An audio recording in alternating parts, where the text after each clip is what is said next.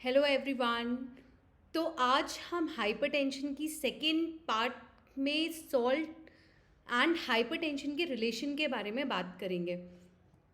काफ़ी लोगों को कन्फ्यूजन है कि नमक खाना चाहिए कि नहीं खाना चाहिए या बिल्कुल छोड़ देना चाहिए। तो चलिए आज हम कुछ बेसिक्स के बारे में जानते हैं कि जिनको हाइपरटेंशन है या जिनको नहीं भी है उनको ज़्यादा सॉल्ट खाना चाहिए कि नहीं खाना चाहिए। सो डेली रिक्वायरमेंट हमारी बॉडी की होती है 2 ग्राम पर डे। एक दिन में सिर्फ 2 ग्राम सॉल्ट हमको चाहिए। ओके, WHO रिकमेंड करता है 5 ग्राम्स पर डे। तो हम 5 ग्राम को कैसे मेजर करेंगे? आपने एक स्पून में पूरा सॉल्ट भरा, पूरा नमक से भरा, और उसका जो टिप है उसको आपने हटा दिया, तो बाकी उस स्पून में जो भी नमक बचता है that is 5 grams of salt. Mostly India की बात मैं अगर करूँ तो लोग 9 to 12 grams per day salt खाते हैं। सो अब आप इससे देख सकते हैं कि हम कितना, मतलब 3 टाइम्स हमारी ज़रूरत के हिसाब से हम लोग नमक खा रहे हैं। सो WHO ने 2025 तक 30% पॉपुलेशन में सॉल्ट को कम करने का टारगेट बनाया है। तो चलिए हम जानते हैं कि सॉल्ट बना किससे होता है, न जिसको हम नमक कहते हैं।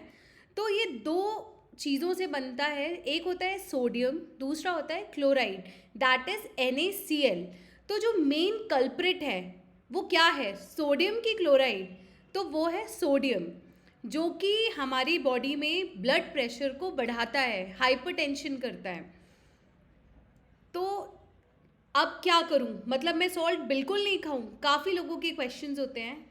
अगर जिनको बीपी नहीं भी है वो भी सोचते हैं कि क्या करूं, नहीं खाऊं क्या, ब्लड प्रेशर बढ़ जाएगा।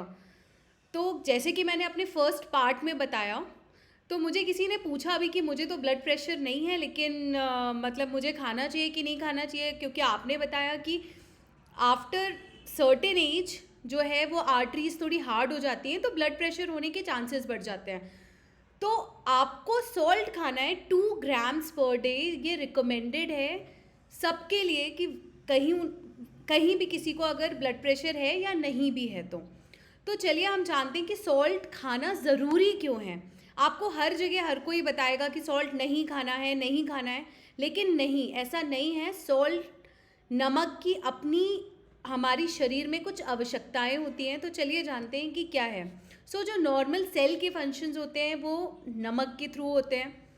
जो नर्व इम्पल्सेस होती हैं हमारी बॉडी में, जो नर्व्स हैं उनके थ्रू जो सिग्नल पास होते हैं वो नर्व सोडियम के थ्रू ही होते हैं, जिसमें सोडियम चैनल्स होते हैं। Sodium is very important for our body.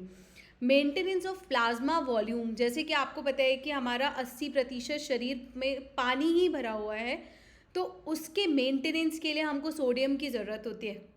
Acid base balance body में जो होता है, जैसे कि हमारे स्टमक में एसिड है, बाकी एरिया जो है वो एल्कलाइन होते हैं, तो उनके लिए सोडियम बहुत ज़रूरी होता है। और उसके अलावा जो सोडियम है वो हमारी किडनी में पानी को रोक के रखता है। जो कि हमारे सर्कुलेशन के लिए काफ़ी इम्पॉर्टेंट होता है।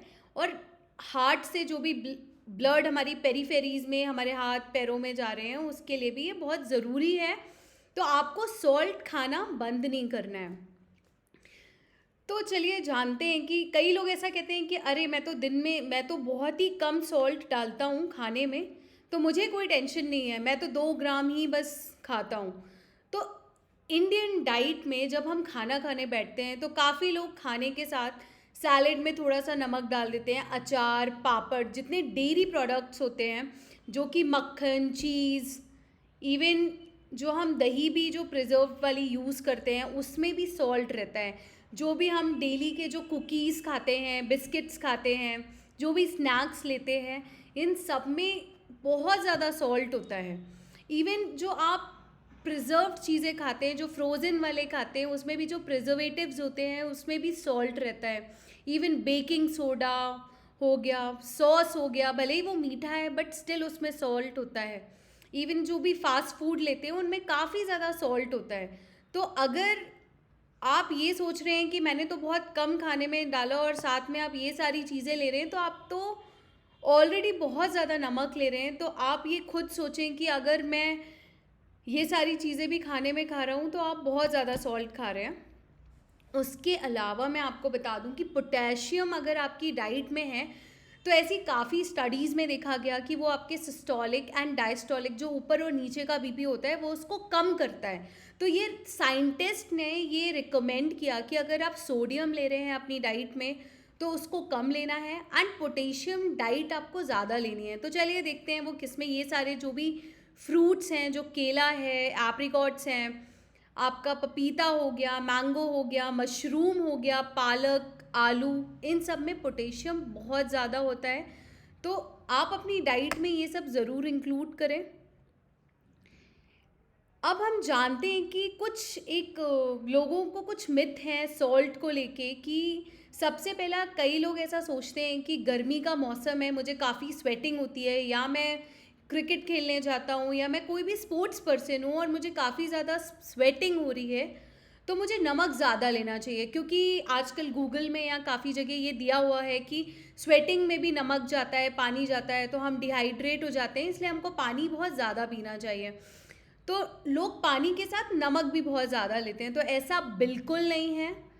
अगर आपको स्वेटिंग ज़्यादा है तो आपको नमक ज़्यादा खाना है, ऐसा बिल्कुल भी नहीं है। कई लोग ऐसा सोचते हैं कि जो सी सॉल्ट, रॉक सॉल्ट्स होते हैं उसमें सोडियम कम होता है, ऐसा बिल्कुल नहीं है। आपको वो भी बहुत ज़्यादा अपनी डाइट में कंज्यूम नहीं करना है।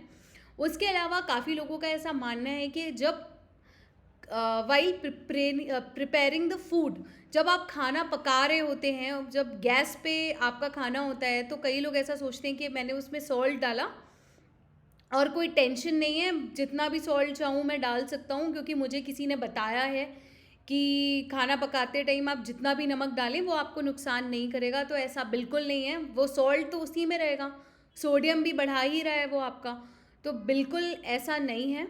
इसके अलावा कई लोग ऐसा मानते हैं कि जितना ज़्यादा नमक डालूंगा उतना टेस्टी खाना होगा। मैंने ऐसा सुना है, इसलिए मैंने इस स्लाइड में ये इंक्लूड किया है। तो ये सब बिल्कुल नहीं है, ये सब मिथ है। तो अब हम जानते हैं कि ऐसा क्या होता है बॉडी में कि सॉल्ट से मेरा ब्लड प्रेशर बढ़ जाएगा। तो चलिए मैं आपको बताती हूँ। जब हम सॉल्ट खाते हैं बहुत ज़्यादा, तो सॉल्ट में जैसे कि मैंने बताया उसमें सोडियम बहुत ज़्यादा है। तो आपको एक कॉन्सेप्ट याद करना है कि जहाँ पे सोडियम है वहाँ पे पानी रुकेगा। सोडियम कभी भी अकेला नहीं चलता, उसे अकेला चलना पसंद नहीं है। तो जहाँ वो जाएगा अपने साथ पानी को लेके जाएगा, उसका बेस्ट फ्रेंड। सो मैंने नमक बहुत ज़्यादा लिया मेरी। अब नॉर्मली भी हमारी बॉडी में एक मैकेनिज्म है जिसके थ्रू हमारी किडनी से 70% ऑफ सोडियम वापस हमारी बॉडी में आ जाता है, वो यूरिन के थ्रू बाहर नहीं जाता। ये नॉर्मल मैकेनिज्म है जो कि ऑलरेडी नॉर्मल लोगों में होता है। ओके, तो अगर आपने सॉल्ट से बहुत ज़्यादा सोडियम लिया तो वो जितना भी सोडियम होगा वो आपकी बॉडी में रह जाएगा, वो बाहर यूरिन से नहीं जाने वाला। तो जितना ज़्यादा सोडियम लेंगे उतना ज़्यादा सोडियम बॉडी में रिटेन करेगा, उतना ज़्यादा उसका बेस्ट फ्रेंड उसके साथ आता रहेगा। एक सोडियम के साथ पानी, फिर दूसरे सोडियम के साथ और पानी, तो ऐसे कर करके आपकी बॉडी में पानी भर जाएगा। आपका प्लाज्मा वॉल्यूम जो कि बॉडी का फ्लूइड है वो बढ़ जाएगा। अब पानी बढ़ गया तो कार्डियक आउटपुट, आपके हार्ट के थ्रू जो पेरीफेरीज में ब्लड जा रहा है वो ब्लड बढ़ जाएगा। उससे आपकी आर्टरीज पे, मैंने जैसा आपको पहले वाले पार्ट में बताया था कि जितना ज़्यादा फ्लो होगा उतना ज़्यादा प्रेशर जाएगा आर्टरीज में। ओके, तो आर्टरीज में प्रेशर गया तो ब्लड प्रेशर बढ़ गया आपका। अब बहुत ज़्यादा सोडियम हो जाएगा तो बॉडी में एक मैकेनिज्म है जिसको हम कहते हैं प्रेशर नेट्रीयूरेसिस। नेट्रीयूरेसिस मतलब कि यूरिन में सोडियम का जाना। तो अब सोडियम को निकालना तो पड़ेगा, तो एक प्रेशर इतना ज़्यादा बॉडी में बिल्डअप होगा, इतना ज़्यादा आपका ब्लड प्रेशर हो जाएगा कि एक सर्टेन लिमिट के बाद नेट्रीयूरेसिस होने लगेगा, सोडियम आपकी यूरिन से निकलने लगेगा। अब सोडियम जाएगा तो आप खुद गेस करें कि उसके साथ में उसका बेस्ट फ्रेंड भी ज़रूर जाएगा। उतना ही ज़्यादा सॉल्ट वाटर आपकी बॉडी से जाएगा। फिर मैकेनिज्म काफ़ी कुछ बॉडी में होता है जिससे ब्लड प्रेशर बढ़ जाता है। एक थर्ड मैकेनिज्म ये होता है कि जो आपकी ब्रेन के आसपास जो फ्लूइड होता है जिसको हम सेरेब्रोस्पाइनल फ्लूइड कहते हैं, अब सोडियम बॉडी के फ्लूइड में बढ़ा तो ब्रेन के फ्लूइड में भी बढ़ेगा। अब वो सोडियम चैनल्स के थ्रू सिंपैथेटिक एक्टिविटी जो आपके ब्रेन के थ्रू होती है वो उसे और ज़्यादा एक्टिवेट कर देगा, जिससे वेसो कंस्ट्रिक्शन होगा और प्रेशर और बढ़ जाएगा। तो आप इसको ऐसे समझें कि अगर फ्लो बड़ा है और किसी पाइप को, अगर वो पाइप जो है वो डायलेटेड है, वो फैला हुआ है, तो प्रेशर नहीं बढ़ेगा, वो चाहे जितना भी फूल जाए पानी उसमें आराम से बह रहा है। लेकिन अगर वेसो कंस्ट्रिक्शन मतलब कॉन्ट्रैक्शन, तो ये पाइप है, इसमें कॉन्ट्रैक्शन हो गया, ये पाइप यहाँ पे कॉन्ट्रैक्टेड हो गई, तो प्रेशर तो जा रहा है लेकिन फ्लूइड जा नहीं पा रहा है उससे।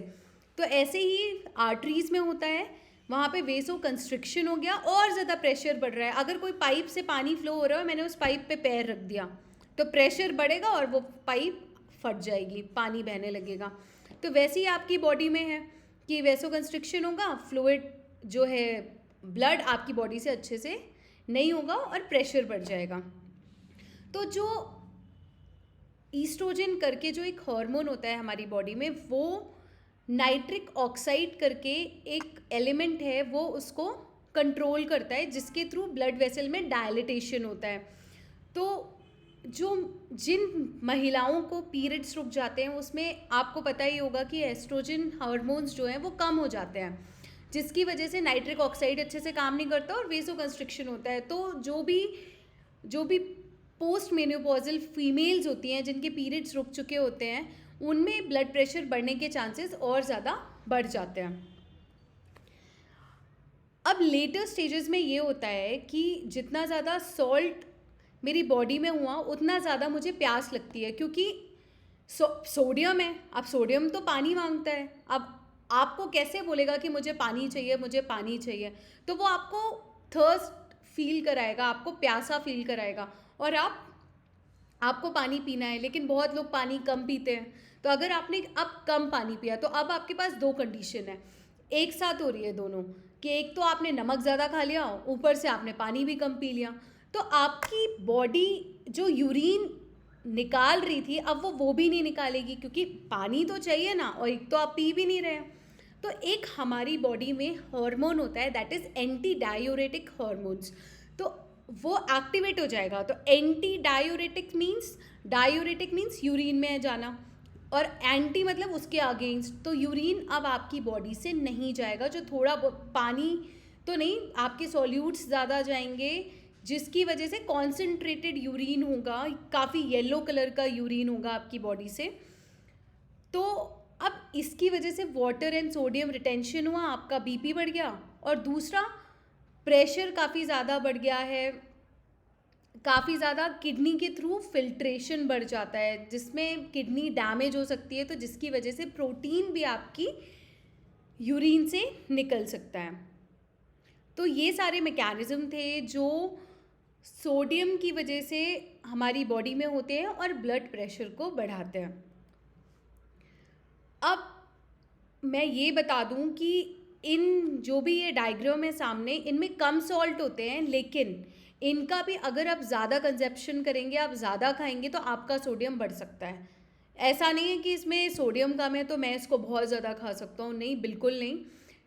क्योंकि बहुत लोगों को ऐसी आदत होती है कि वो हाथ में रख के नमक भी चाटते हैं, तो ये सारे काम आपको नहीं करने हैं। तो जो रॉक सॉल्ट आते हैं, ब्लैक सॉल्ट आता है, इवन द सॉल्ट जो कि पोटेशियम आयोडाइड कंटेन करता है, उनमें सोडियम कंटेंट कम होते हैं, but they can still increase your blood pressure. तो उसको भी आपको एक लिमिट में खाना है।